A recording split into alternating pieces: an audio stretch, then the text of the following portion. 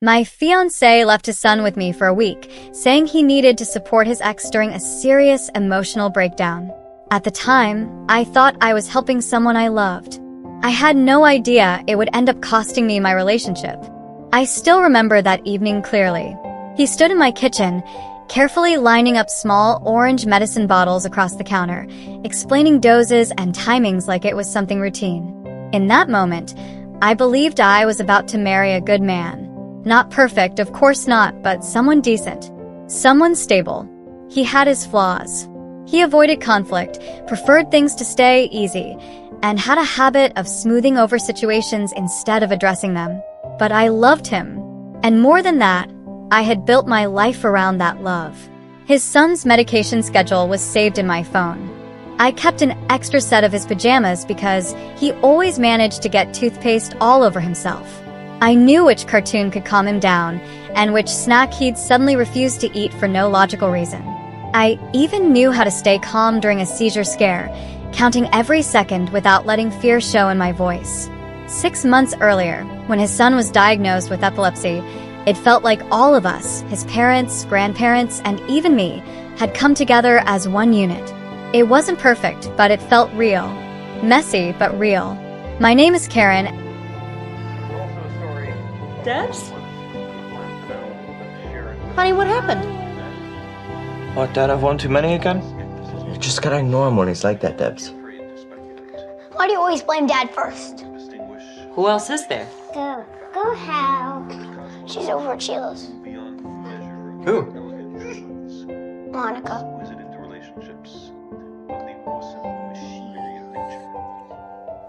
And at that point, I was 2 months into my engagement and 3 years into the relationship. I honestly believed I was handling everything in a mature, balanced way. I worked from home as a project coordinator for a small medical billing company. It wasn't exciting, but it paid the bills and gave me stability. On those quiet mornings, he would bring me coffee, kiss my forehead, and sit with me while I worked. He paid attention to small details, like how I hated bananas but liked banana flavor. It was those little things that made him feel dependable.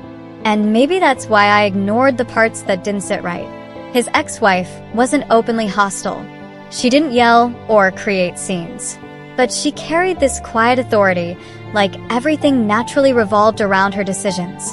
Plans would change suddenly, schedules would shift, and somehow it was always presented as the most logical choice. The first time she rearranged our plans without asking, he brushed it off. Said it was easier that way. The first time she interrupted our date with a long phone call over something minor, I sat there quietly, convincing myself that this was just part of being understanding. We even had dinners together sometimes, the three of them and me. At first, it felt strange. Then it became normal. And then strange again. They would slip into old habits, inside jokes from their past, and I'd sit there smiling, feeling slightly out of place in what was supposed to be my future. Still, we were planning a wedding. Just a few months away. I had already started making lists, songs, decorations, table ideas. He joked that I was strong enough to handle both his mother and his ex-wife, and I laughed, even though it sounded more like a warning than a compliment. My family had their opinions too. My mother called me lucky. My sister reminded me I'd never come first if I married a man with a child. I smiled through it all because that's what I was used to doing, keeping the peace.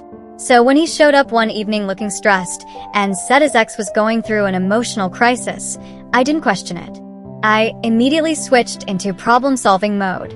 He told me it would only be for a couple of days, maybe less. He asked if I could keep his son with me because the boy felt comfortable around me. He explained that his ex needed privacy, that she was struggling, and that he needed to be there for her. While he talked, he kept pointing at medication bottles, writing instructions, organizing everything like he was handing over responsibility. At one point, I asked where exactly he would be and how I could reach him if something went wrong. He hesitated, just for a moment, but it was enough. Then he said he'd have his phone, just not all the time because the situation was delicate. That word, delicate. It sounded like an excuse wrapped in politeness. I almost said no. Not because of his son. Never because of him. I almost said no because something didn't feel right. Not in a dramatic way. Just a quiet instinct, the kind you learn to ignore over time. But then his son walked in, holding his favorite stuffed toy. And my fiancé thanked me like I was doing something extraordinary. And just like always, I pushed that uneasy feeling aside. Because sometimes the need to be loved can be louder than the need to be right. And that night, I chose silence. The first day went smoothly. We sat at my kitchen table finishing homework, and I made him plain buttered pasta, one of the few foods he trusted that week. Before bed, we went over the emergency plan again, just in case. He asked if his dad would be back before the weekend, and I said, probably. Not because I knew, but because that's what I had been told. He accepted it quietly, the way kids do when they sense uncertainty but don't push. After he fell asleep, I stood in the doorway longer than necessary, watching him breathe under the blanket. Not out of affection, but because it suddenly hit me if anything happened, I was the one responsible. By the second day, I was juggling everything. Work calls in one ear, cartoon songs in the other, and medication alarms running my schedule. My boss was already frustrated. We had an important audit coming up, and I had vaguely mentioned a family emergency. Even typing those words felt strange, because technically it wasn't my family, and yet it was, until it wasn't. By day 3, things started slipping. I missed part of a work meeting because the school nurse needed clarification about his medication. Then his teacher asked about a permission slip I had never even seen. That afternoon, I messaged my fiancé 3 times. Once about school pickup confirmation, once asking how things were going, and once, more directly, asking when he was coming back. He replied hours later. Short, distant messages. Things are still difficult. Thanks for handling everything. I'll explain later.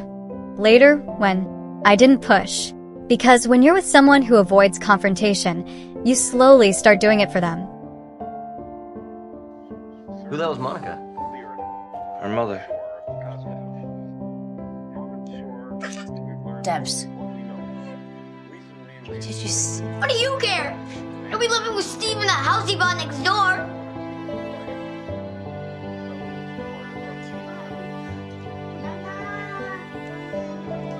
Surprise. Perhaps we're just in the way here and we should make our exit and leave Monica for her apologies. Apologies? For walking out on this piece of shit? No, for walking out on them.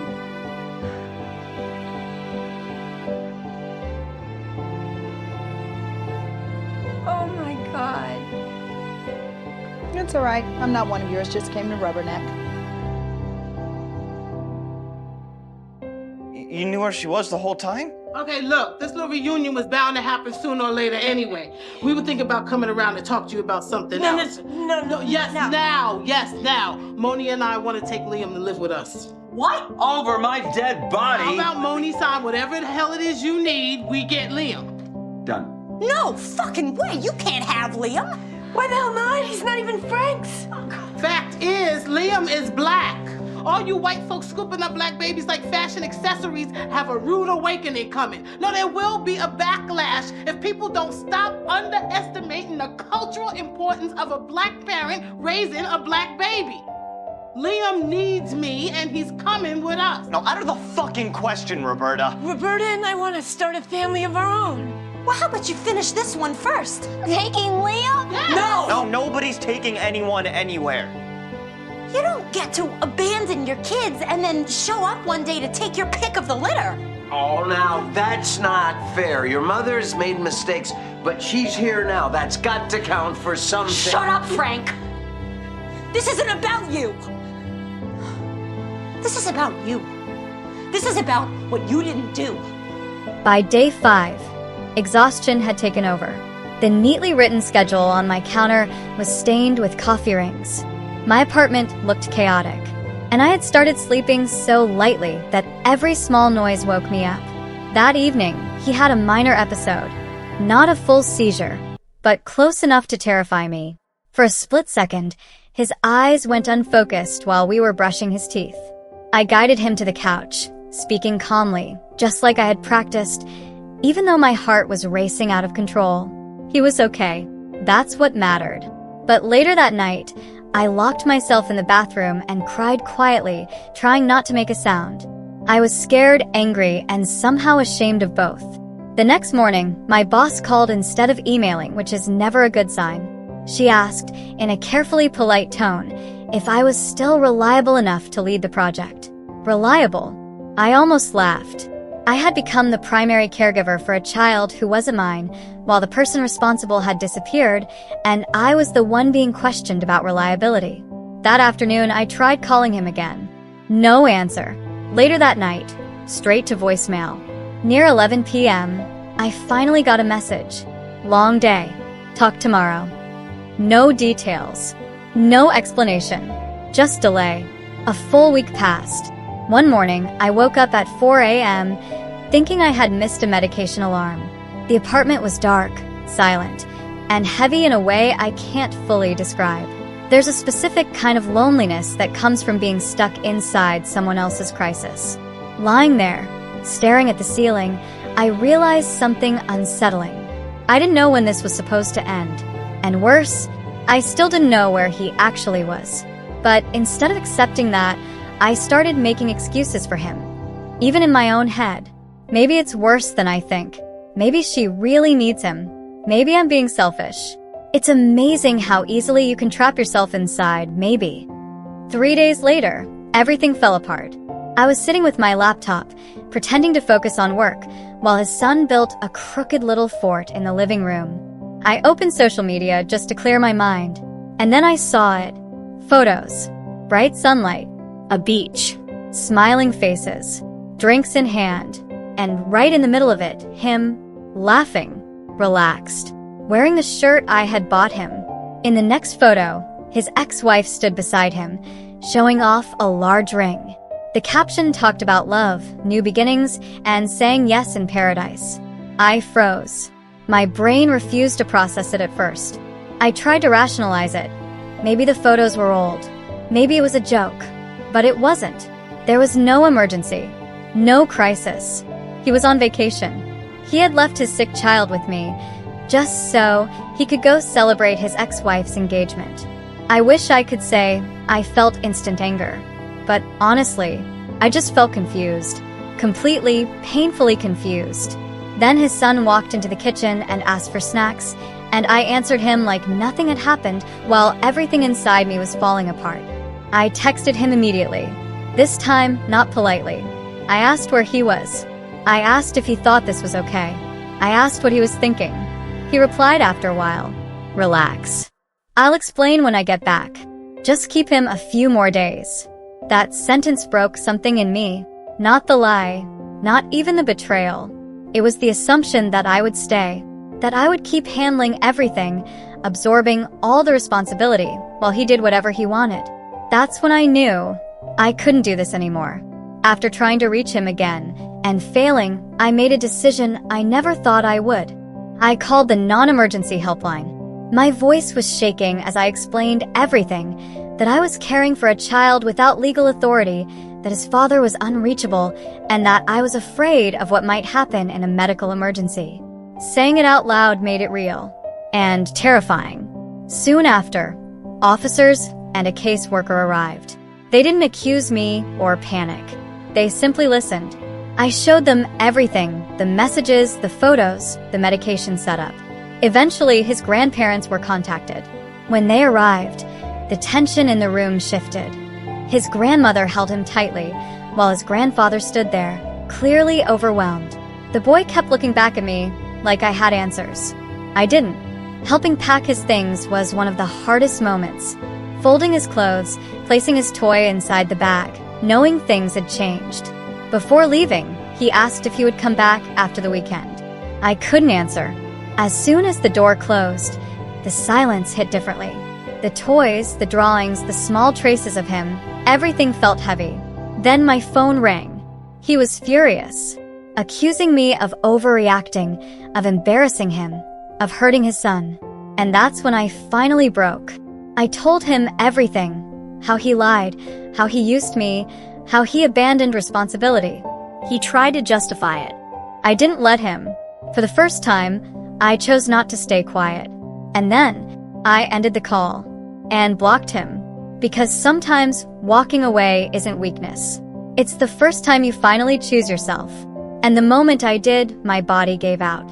I found one of his toy cars under the couch and just dropped to the floor. My legs felt weak, like they couldn't hold me anymore. I sat there holding that tiny piece of plastic in my hand, crying so hard it gave me a headache. By evening, I had packed all of his things and left the boxes outside my apartment door. Not out of anger, but because I didn't trust myself to stay calm if he walked inside. He showed up after dark. I knew it was him just from the way he knocked. Funny how quickly something familiar can start to feel threatening. I didn't open the door. I stood on the other side, barefoot, holding the lock like it meant something, while he called my name in that tired, controlled voice, the kind people use when they think they're being reasonable and you're just overreacting. He said it wasn't what it looked like. He explained that the trip had been planned for a mutual friend's proposal to his ex-wife. He admitted he knew I wouldn't like it. He knew it would cause a fight. So instead of telling me the truth, he lied. Not because he had no choice. Not because it was an emergency. Just because it was easier. Standing there, listening through the door, everything started lining up in my head. All the small moments I had ignored before. The canceled plans. The sudden schedule changes.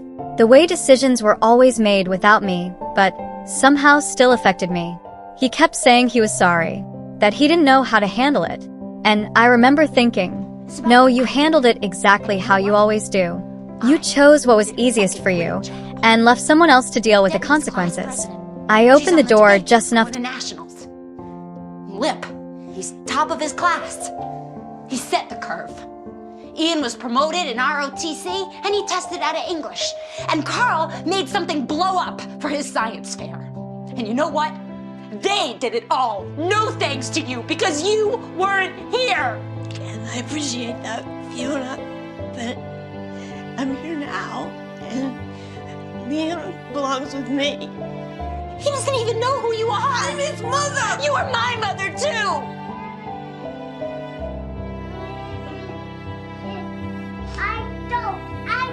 Maybe I'll never be able to make things right with you. But there's still time with Liam. And Debbie and Carl. I'm so sorry if I hurt you. Please. I love you so much. Please let me be your mommy again. Please.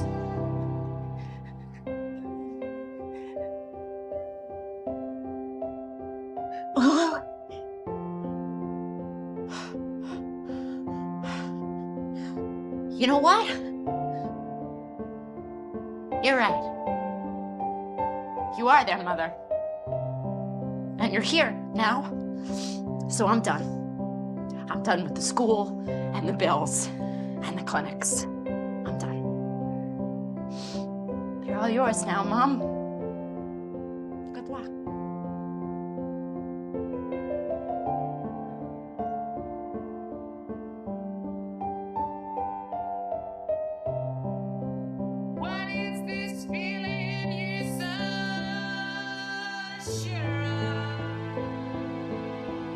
To hand him the ring. I had taken it off that morning and placed it back in the box. That should have been harder than it was. But at the same time, it still hurt more than I expected. He looked at the ring, then at me, like there was still a chance I'd let him in. Like this could be fixed with a calm conversation and a few apologies. I told him it was over. I told him he didn't get to lie about something this serious, and then expect trust to still exist. He asked if I was really ending everything over one mistake.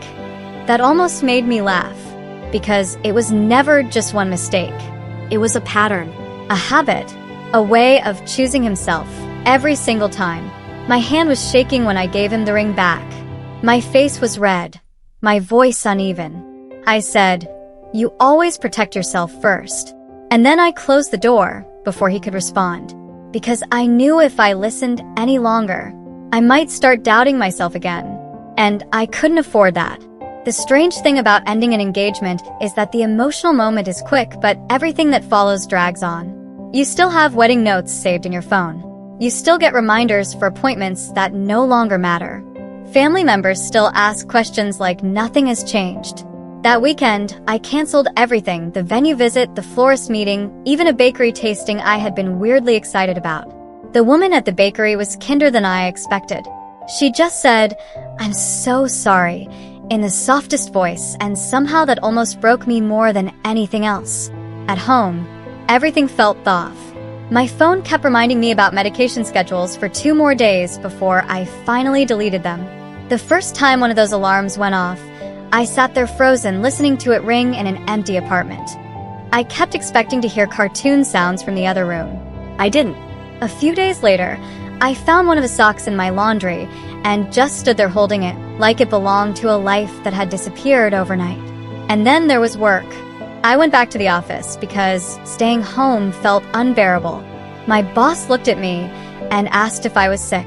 I said I was just tired, which wasn't a lie, just not the whole truth. I tried to focus, to fix everything I had missed, but my mind felt scattered, like it hadn't fully caught up with reality yet. Then my mom called. She had already heard the engagement was off. I told her what happened briefly. He lied. He left his child with me. I found out the truth. I ended it. There was a pause. And then she said something that made my stomach drop. She told me I had overreacted, that maybe I shouldn't have involved authorities, that relationships are complicated, that men make mistakes. Overreacted. That word again.